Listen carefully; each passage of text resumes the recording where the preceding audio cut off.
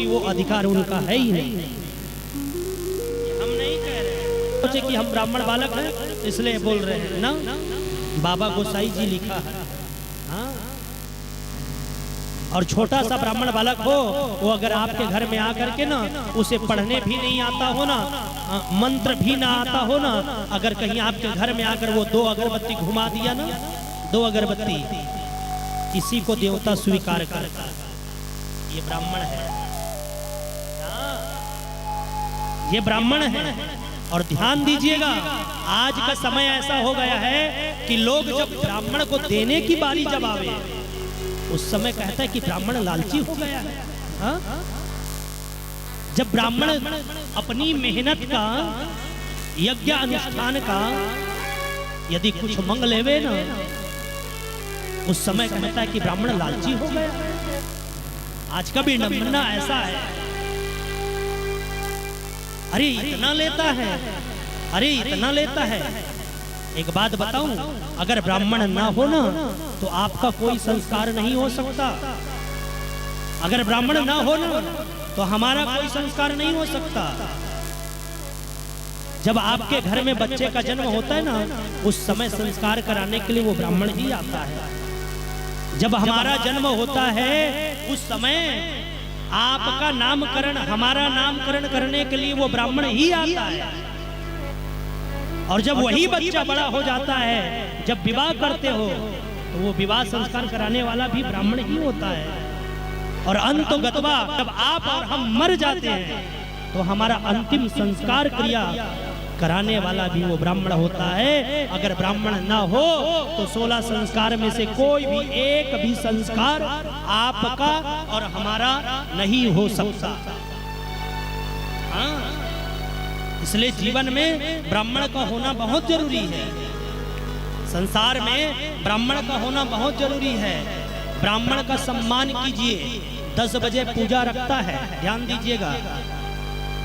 आज का यजमान 10 बजे से पूजा का मुहूर्त है, ब्राह्मण बताया, और 10 बजे का टाइम दे दिया, और कहीं थोड़ा सा भी टाइम इधर उधर हुआ तो सुनाना शुरू कर देता है।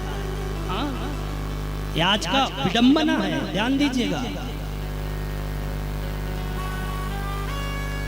आपके घर का नौकर जो है ना, काम करने के लिए आवे और थोड़ा सा लेट हो जाए ना, उसको सुनाते हो, ये बात समझ में आता है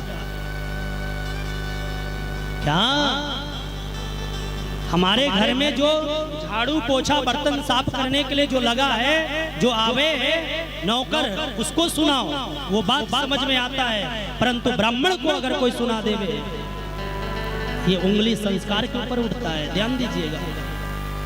हाँ, यहाँ लिखा है ब्राह्मण कोई साधारण नहीं है। ब्रह्म वाक्य इति जनार्दनम, जिसकी वाणी से ब्रह्म वाक्य निकलता हो। आज भी कलयुग की भाषा में कहूँ, आज भी कलयुग में कोई भजनानंदी ब्राह्मण कह दे तुम्हारे सिर में हाथ को रखकर कि जा तुम्हारा कल्याण हो जाए, बस कल्याण होकर के रहेगा। न ब्रह्मा, न विष्णु, न महेश, कोई कुछ नहीं कर सकता। क्यों? क्योंकि भगवान का मुख ये ब्राह्मण है। केवल और केवल ब्राह्मण ही है जो हमें, आपको और हमें सही मार्ग की ओर लेकर के जाएगा। याद दिला रहा हूं, ध्यान दीजिए। जब आप अपने घर में अपने बेटे की शादी करते हो, सुनिए, जब आप अपने घर में अपने बेटे की शादी करते हो, खूब पैसा बहा देते हो, पानी की भांति बहाते हैं कि नहीं? ये एक को नहीं बोल रहा हूँ, व्यास मंच है, ये सबके लिए संदेश जा रही है। यहाँ भी, खमरिया में भी, और YouTube के माध्यम से भी जन जन के पास में जो कथा को सुन रहा है, ये सबके लिए है संदेश। मैं किसी एक को नहीं कह रहा हूँ, मार्गदर्शन दिखा रहा हूँ। जब हमारी घर में शादी विवाह होता है, जब हम अपने खुद के लड़के का विवाह करते हैं, अपनी बेटी का विवाह करते हैं, अपने बेटे का विवाह करते हैं, उस समय पैसे को ना पानी की भांति यूं बहा देते हैं, उड़ा उड़ा करके, लोगों को दिखाने के लिए। बैंड बाजा में कितना खर्चा किया बोलो? जोर से बोलो। आजकल के लोग जब शादी विवाह करे बैंड बाजा में कितना पैसा लगाता है। फटाका आती फटाका, वो फटाका को फोड़ने में कितना पैसा व्यर्थ में गंवा देता है। बोलिए, फटाकों में कितनों पैसा बहा दिया, बैंड बाजा धुमाल में कितनों पैसा बहा दिया, खाने पीने में कितनों पैसा बहा दिया। और जो रात भर जग करके 3 घंटा से तुम्हारा संस्कार कराया, तुम्हारे बेटे का संस्कार कराया, जब उस ब्राह्मण का दक्षिणा की बारी आता है ना, तो कहता है ये महाराज 11,000 ले रहा है। ओहो 11,000। क्यों अब नानी याद क्यों आ रही है? क्या गलत बोल दिया वो ब्राह्मण? 11,000 बोल दिया तो क्या गलत बोल दिया वो ब्राह्मण? 21,000 बोल दिया तो? जब तुम इतने पैसे धुमाल में, बैंड बाजा में, पानी की बाती बहा देते हो, फटाके में गंवा देते हो, खाने पीने में गंवा देते हो, ब्राह्मण को दोगे ना 11,000 रुपया, वो आपका यहाँ नहीं, आपका 11 लोग को तारेगा, 11 लोग को। यहाँ भी धन्य करेगा और वहां भी धन्य करेगा। क्यों? क्योंकि ब्राह्मण जो है ना, रात भर अपनी नींद को मार करके ना तुम्हारे बच्चे का ना पानी ग्रहण करवाया, संस्कार करवाया। अगर सच्चा मेहनत का काम अगर किसी ने किया है ना, तो वो ब्राह्मण होता है। अगर आप देखना चाहो तो बैंड बाजा वाले का क्या है, आएगा 2 घंटा बजाएगा, लेकर के चला जाएगा। रथ वाला आया घुमाया 1 राउंड, इतने में उनका पैसा बन गया। डीजे वाला आया, ठुमका लगाए, इतने में पैसा बन गया। 9 दिन से कौन चिल्लाएगा? बोलो आएगा वो रथ वाला।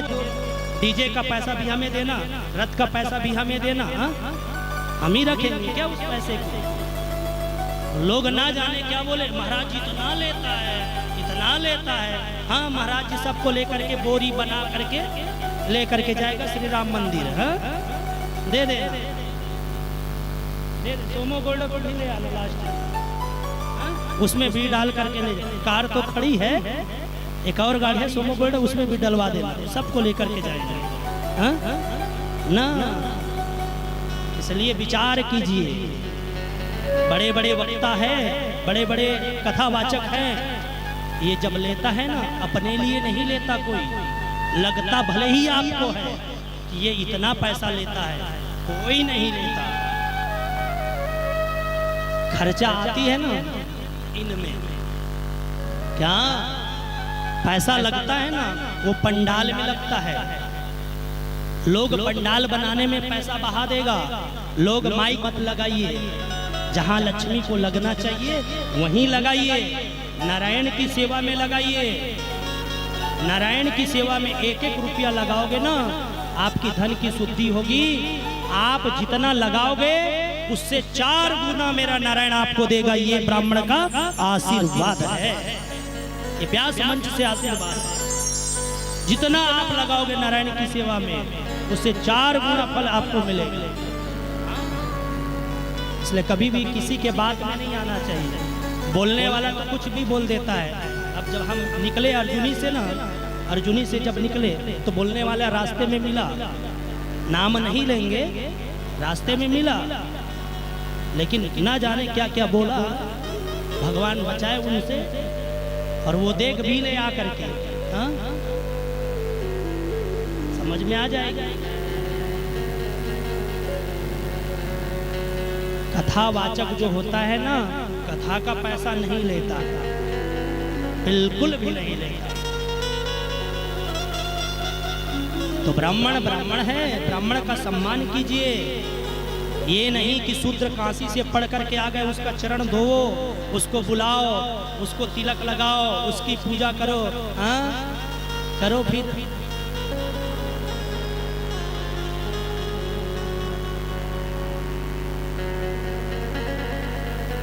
ब्राह्मण बालक छोटा सा हो, अगरबत्ती भी घुमा दे तो कल्याण हो।